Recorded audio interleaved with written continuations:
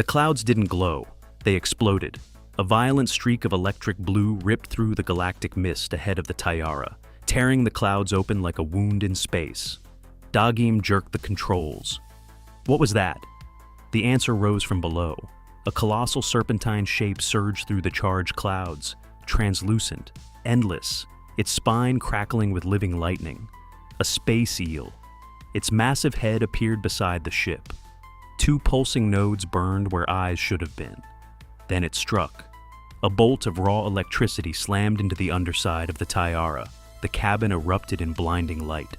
Alarms screamed. Eden woke with a terrified cry. The ship bucked violently. "It's a space eel!" Dagim shouted. The creature coiled through the storm, its endless body threading through the charged vapor like a river of electricity. "Why is it attacking us?" Mollet yelled. Lydia's mind was already racing. "Not attacking," she said. "Hunting." The eel surged upward through a luminous cloud and reappeared above them. Another bolt exploded against the shields. The protective field flickered.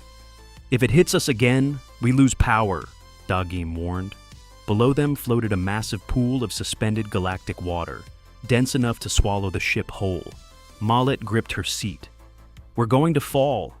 "No," Lydia said sharply, her voice cut through the panic. "Dagim, what powers it?" "Electric current." "And what are we flying through?" He hesitated. "Charged clouds." Lydia's eyes lit with realization. "It's following our ion trail." Dagim understood instantly. "You want me to cut power? We'll stall." "Not cut it," Lydia said. "Reverse polarity. Dump our charge into the biggest cloud you can find."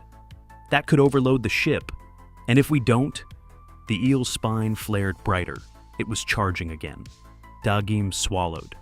3 seconds! He flipped the polarity field. The engine screamed as current reversed. Lydia pointed through the windshield. "That violet cloud! Now!" Dagim steered straight toward it. The eel lunged. "Release!" Lydia shouted. Dagim discharged the reversed current. A blinding explosion of light erupted inside the cloud. Electricity cascaded in every direction. For a moment, it looked like a newborn star tearing itself open. The eel convulsed violently. Its body spasmed as the electrical balance around it collapsed. Predator instinct shifted. Instead of chasing the ship, it lunged toward the brighter electrical storm. Dagim cut the engines to minimum. The Tiara dropped silently, gliding beneath the chaos. They slipped into shadow. Above them, the eel vanished into the storm. Silence returned. Mollet's hands trembled. Eden buried her face in Lydia's shoulder. Dagim exhaled slowly. "That was insane." Lydia's voice was steady. "It was predictable." Mollet stared at her. "You nearly burned us alive."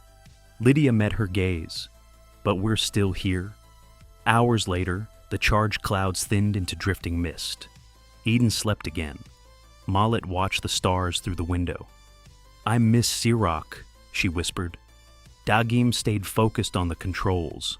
Lydia stared into the dark horizon, thinking. The eel hadn't been random. The serpent field hadn't been random.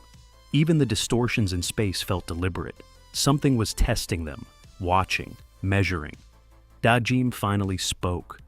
"Cheru mentioned something once. A home star." Lydia looked at him. "What do you think it means?"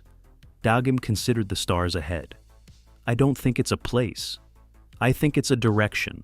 Home as gravity, home as a pull, home as a choice."